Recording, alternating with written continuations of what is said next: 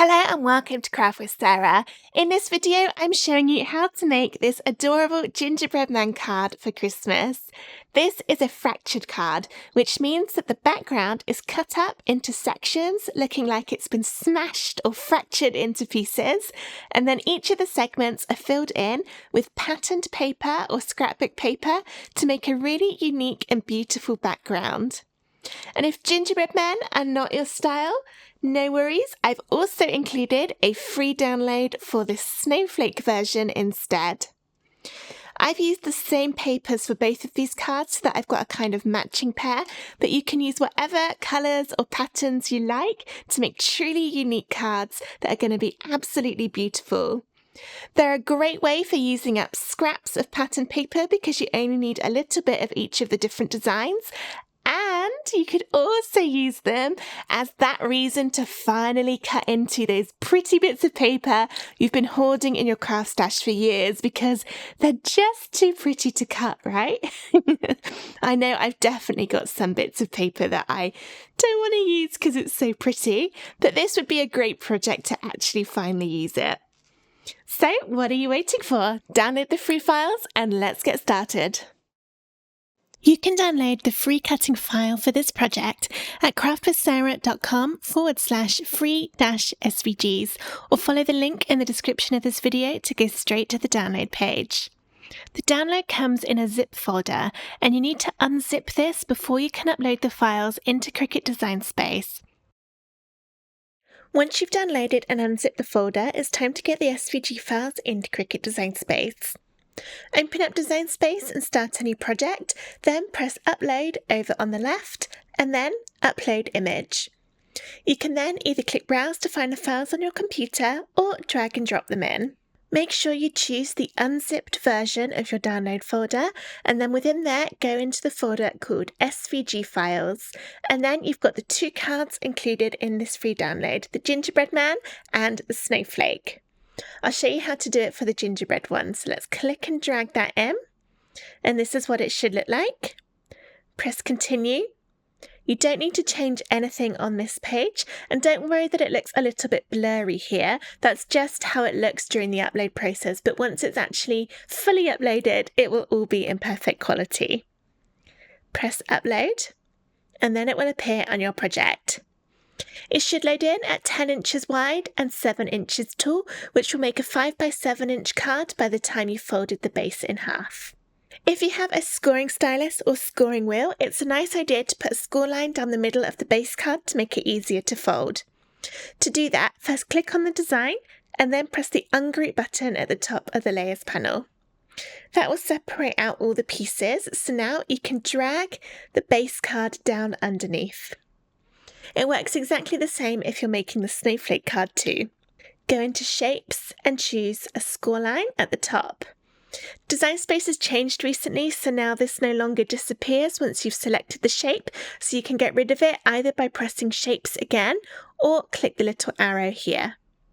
Make the score line the same height as the card, which is 7 inches, and then select the score line and the card and press Align Center. That's put the score line exactly in the middle. We need to do one more thing, which is to tell the Cricut to do the scoring in the middle of the rectangle. So with those two layers still selected, press Attach. Attach moves things to the top of the Layers panel. To put it back to the bottom, press Arrange Center Back. And then if you want to, you can drag it back into place, but you don't have to because where it appears on the screen here doesn't have any bearing on where it will actually cut. Now you might be wondering why it's all showing in shades of grey. The reason for this is I want these cards to be used in whatever wonderful patterns and colours and shapes of cardstock that you've got. So in order to help you kind of customise it to your own particular paper, I've left it all in shades of grey so that you can change it based on what you're going to be cutting out from. All of these different shades represents a different piece of pattern paper that you would use. And you'll see that they are duplicated. So this one here is the same as this one is the same as this one is the same as this one, and then these two darker ones are the same shade too. So for this particular card, I'm going to need 4 different patterns of paper and then a nice colour to go around the edge. I don't recommend actually cutting the borders in black. You can do, and for some colour schemes that will end up fairly striking, but generally you would want to change this based on the colours of your particular card. So at this point, I recommend you pause the video and go and choose your papers. And I know that is going to be the absolute hardest part of this whole project, choosing what papers to use. Once you've chosen your papers, you can either start the cut process straight away, or depending on what type of colours and papers and patterns you've chosen, it might be easier to change the colours on the screen to match. I'm going with a purple and green colour scheme for my card. So first I'll click on my outline piece and change this to a bright purple, which is what I'm going to be cutting it from. And then I've got a kind of purple and gold, which I think I'll use for this one here. It's a very dark purple, so I'll change that to a dark purple to match. It's not going to look exactly like my pattern paper because obviously this is just going to show a single colour, but it will help me just in my head realise what pieces I need to cut from what paper when I'm actually doing it. The one I've got here is sort of a light teal colour. So it's kind of roughly that colour. So that one will be that one. And then I've got a very dark grey colour for these two. So I'm actually going to make them the dark grey that's there. And then this one here, I've got more of a brighter green colour. So let's change those to match.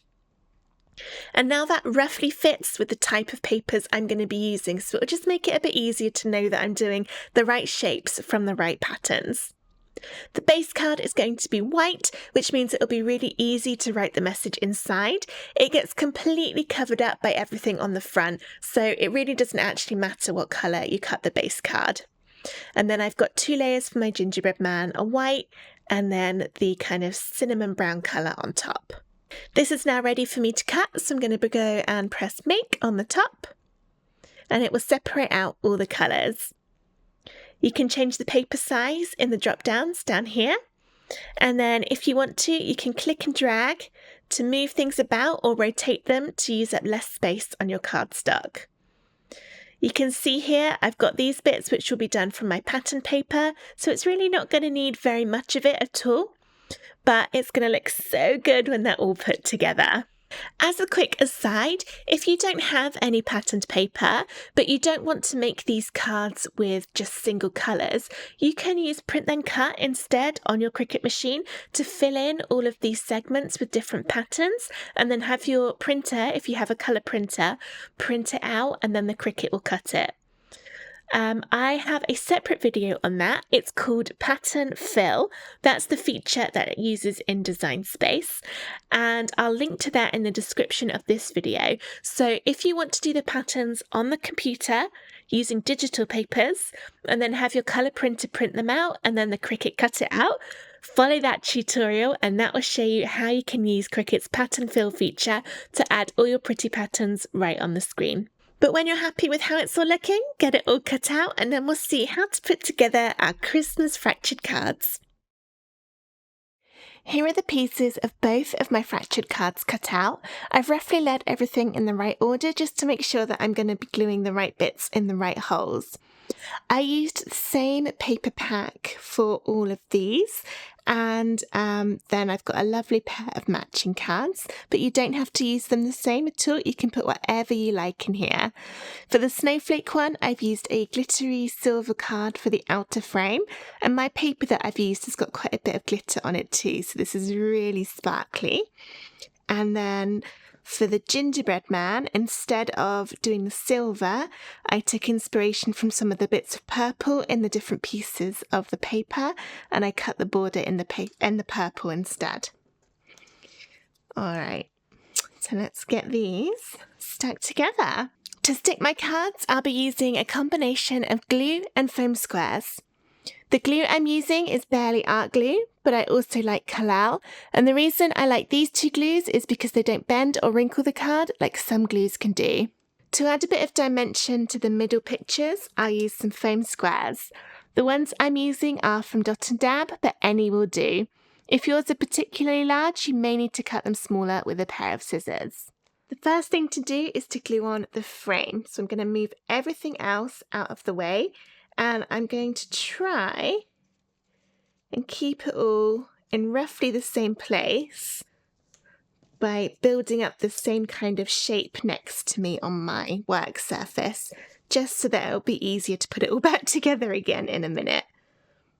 There we go. Here's my base card, which I've already folded down that score line. And then this will just glue on top, and it covers the whole size of the outline of the card. And turn it upside down and add some glue.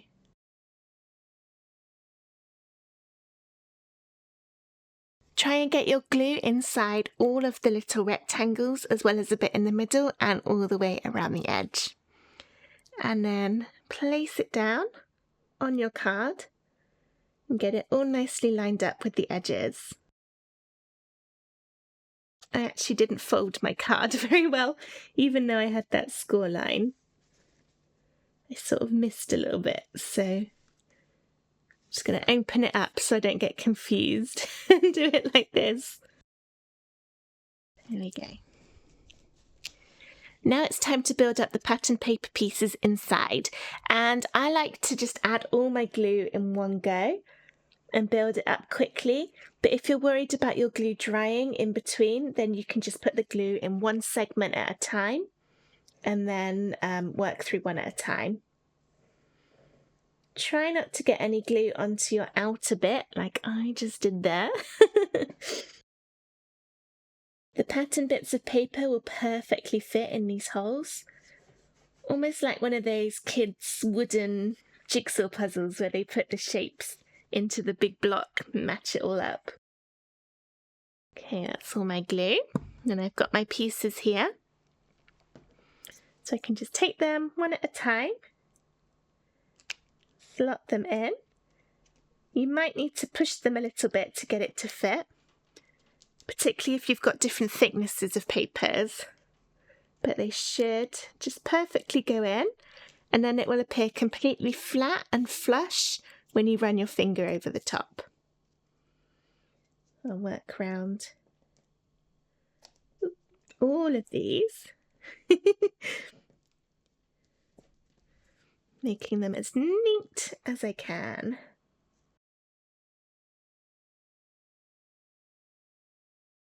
That's all those pieces in. It's looking really, really pretty. And now I can add my gingerbread man to the top. So first I've got the bottom bit, the white bit, which is going to show through and make all the icing colour. This one I'll add with some foam squares to pop it out a little bit from the background. So turn him upside down and add some foam squares to the back. This will sit in the middle of the shape here with an even amount of the purple or whatever colour you've used all the way around the edge. I'll put that there. And then on top, we've got the brown gingerbread shape to be glued on. And there's my gingerbread fractured card, all finished. I can now move on to the snowflake one, and this will go together in exactly the same way. So the only difference is that this time the middle bit has only got one layer to it. This is the one more foam square on the top, and there's just nothing to glue on there. So I'm going to rebuild my shape. This one's a little trickier because we've got all these little bits that go down in between the edges of the snowflake. They're very thin, so be careful you don't tear them. You can see my Cricut didn't actually cut that one very well, so I might just snip that messy line with a pair of scissors to tidy it up a bit before I stick it in the card. That's all those. And I can turn my glittery piece upside down and glue it to the front of the card.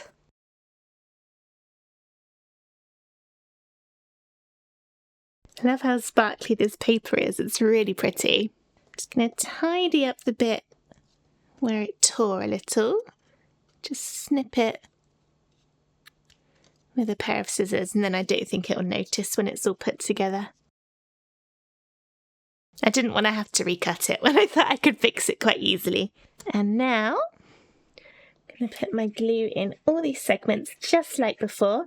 Try and get a tiny bit of glue into the little holes that go into the snowflake, just to hold those thin bits of the paper in place. And just like before, these all press into place. This one won't be quite as flush along the top as my other one because my glitter card is very, very thick and my patterned paper is quite thin. So the outside is just naturally sitting a little bit taller because it's thicker cardstock. But that's fine, it's still going to look beautiful. And actually having the outside a little bit thicker does make it a bit easier to slot all the bits in.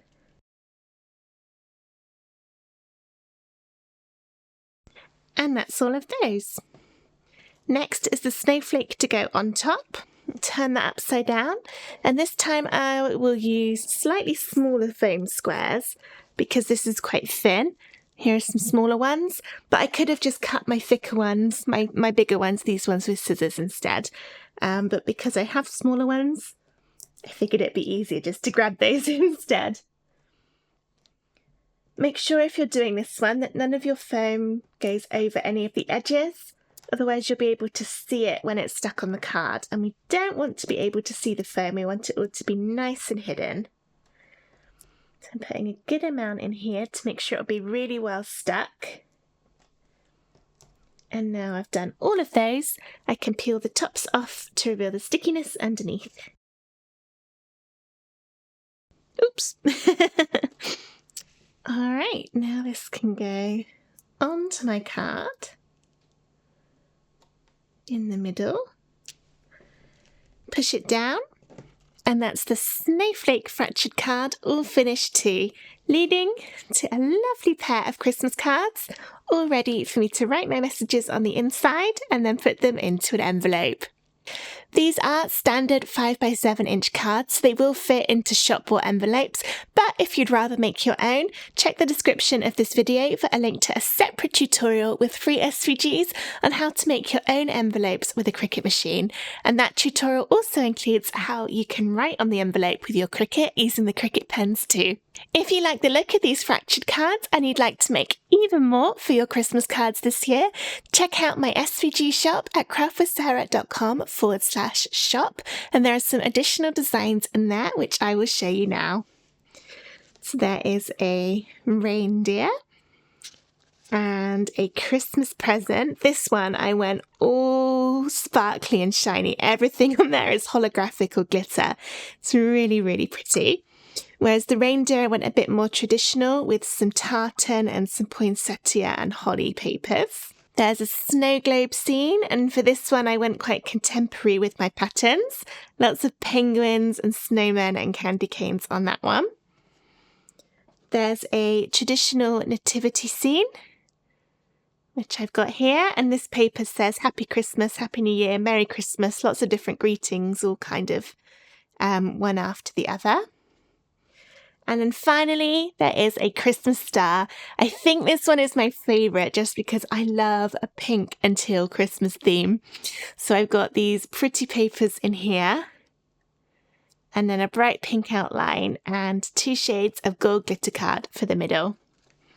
Once you get to my shop, type fractured into the search bar, and then all of these cards will pop up if you'd like to make these ones. Or if you'd like to just stick to the free 2, that would be the gingerbread man and the snowflake that I've just showed you how to make. I hope that you've enjoyed crafting along with me today to make these Christmas fractured cards. If you have, please give the video a thumbs up and subscribe to my YouTube channel for loads more card making and Cricut ideas. Thank you so much for watching. Bye!